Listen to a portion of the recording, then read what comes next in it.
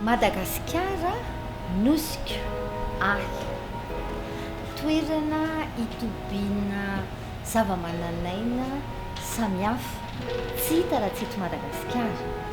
Miala ny tontolo iainana sehatra goavana manamarika izany harena ananantsika izany. Firifiry anefa izay minia tsy mahalala na koa bado mandrotika mandrava izany harena sarobidy ananantsika izany. Tandindomindoza ilay fonenantsika amin'izao fotoana izao. Ndao ary sika rehetra iombom-peo ho sahy hijoro ampijanona ny fanimbana ny anantsika. Ndeha aramboly fomba fiainana vaovao satria samy tompona ndraikitra na izao na ianao. Tanjanaka izay apetraka olovaina ny Madagasikara.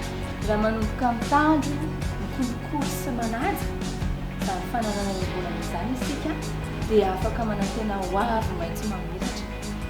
Namako ny tany. Asianao i Madagasikara. Koloko ny ala antoko.